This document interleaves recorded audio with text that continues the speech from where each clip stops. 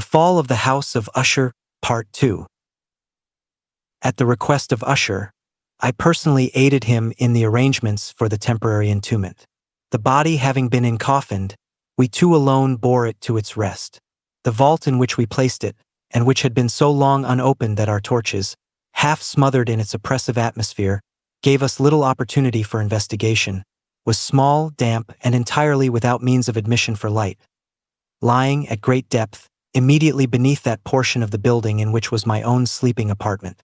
It had been used, apparently, in remote feudal times, for the worst purposes of a dungeon keep, and in later days as a place of deposit for powder, or some other highly combustible substance, as a portion of its floor, and the whole interior of a long archway through which we reached it, were carefully sheathed with copper. The door of massive iron had been also similarly protected. Its immense weight caused an unusually sharp grating sound as it moved upon its hinges. Having deposited our mournful burden upon trestles within this region of horror, we partially turned aside the yet unscrewed lid of the coffin and looked upon the face of the tenant. A striking similitude between the brother and sister now first arrested my attention, and Usher, divining, perhaps, my thoughts, murmured out some few words from which I learned that the deceased and himself had been twins, and that sympathies of a scarcely intelligible nature had always existed between them. Our glances, however, rested not long upon the dead, for we could not regard her unawed. The disease which had thus entombed the lady in the maturity of youth had left, as usual in all maladies of a strictly cataleptical character, the mockery of a faint blush upon the bosom and the face, and that suspiciously lingering smile upon the lip which is so terrible in death. We replaced and screwed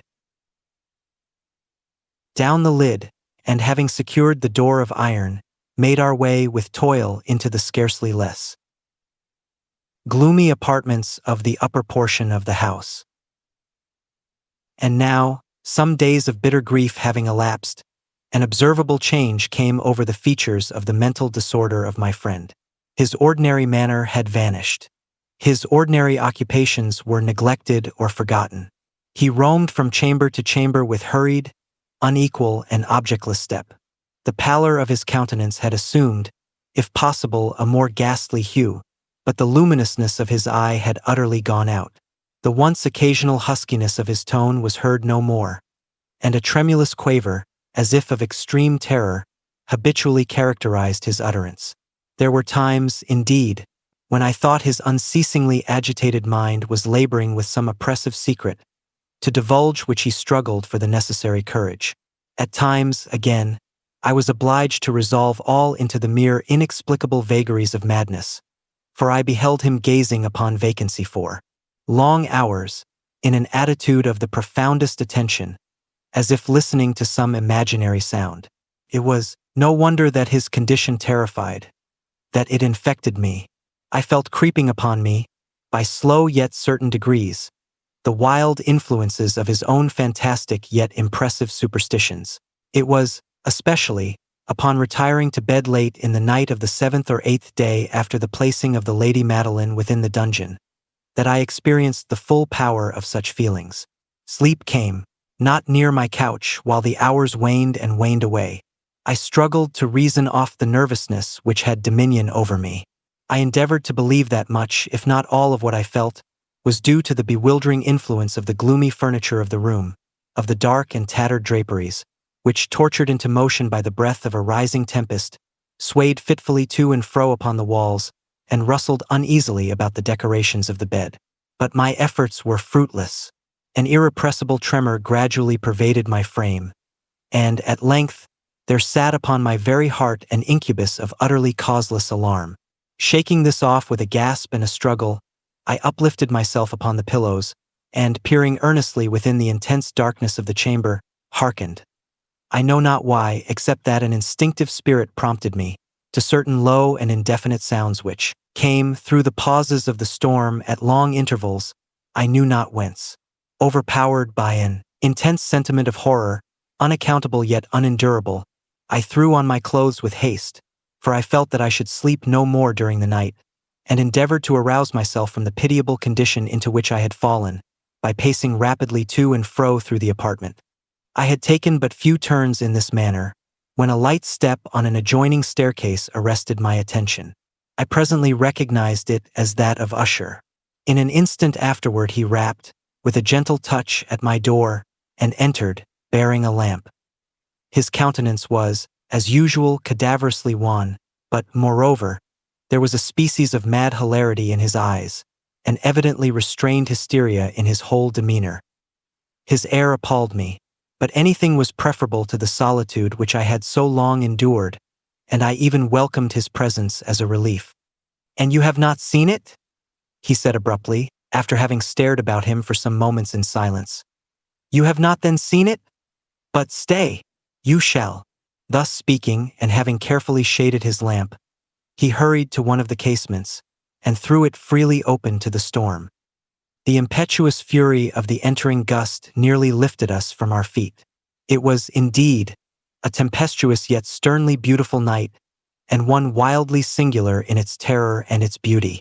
A whirlwind had apparently collected its force in our vicinity, for there were frequent and violent alterations in the direction of the wind, and the exceeding density of the clouds, which hung so low as to press upon the turrets of the house, did not prevent our perceiving the lifelike velocity with which they flew careering from all points against each other, without passing away into the distance.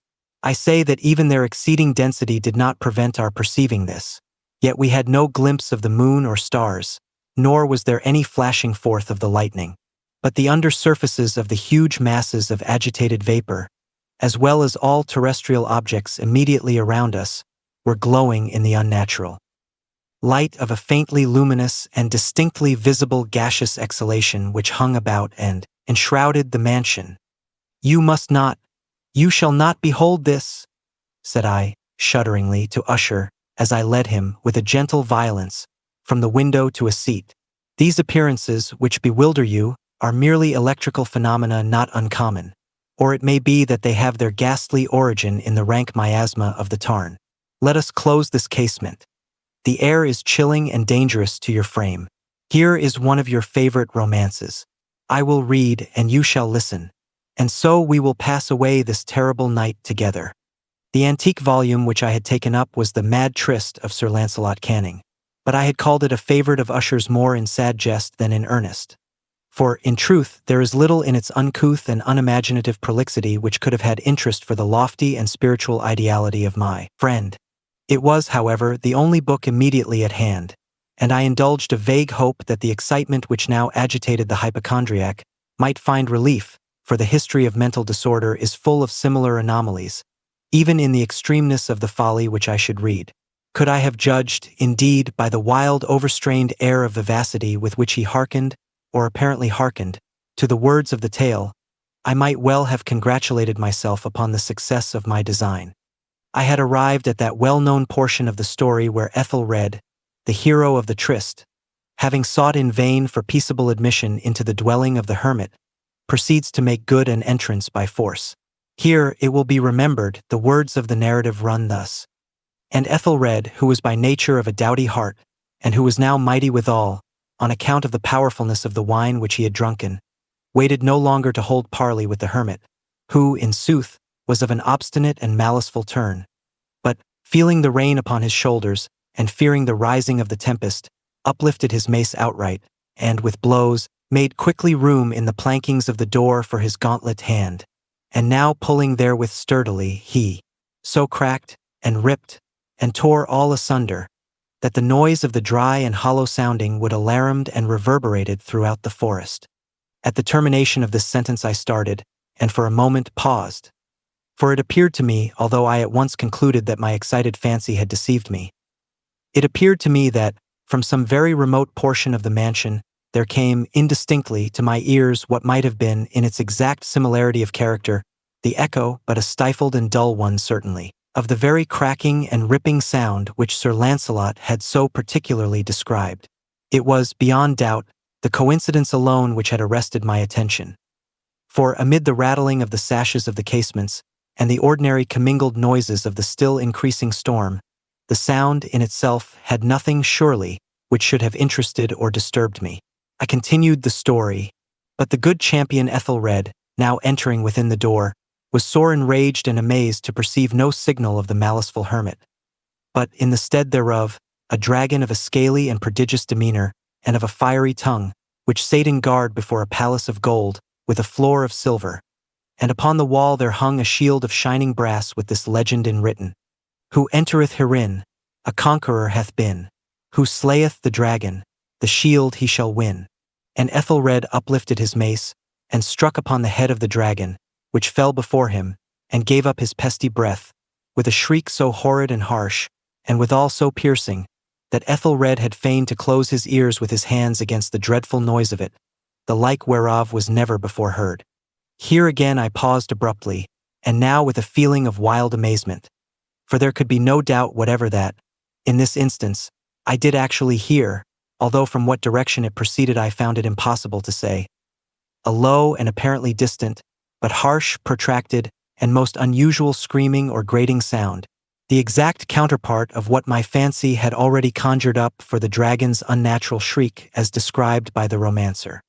Oppressed, as I certainly was, upon the occurrence of this second and most extraordinary coincidence, by 1,000 conflicting sensations, in which wonder and extreme terror were predominant, I still retained sufficient presence of mind to avoid exciting, by any observation, the sensitive nervousness of my companion. I was by no means certain that he had noticed the sounds in question, although, assuredly, a strange alteration had, during the last few minutes, taken place in his demeanor. From a position fronting my own, he had gradually brought round his chair, so as to sit with his face to the door of the chamber, and thus I could but partially perceive his features, although I saw that his lips trembled as if he were murmuring inaudibly. His head had dropped upon his breast, yet I knew that he was not asleep, from the wide and rigid opening of the eye as I caught a glance of it in profile. The motion of his body, too, was at variance with this idea, for he rocked from side to side with a gentle yet constant and uniform sway.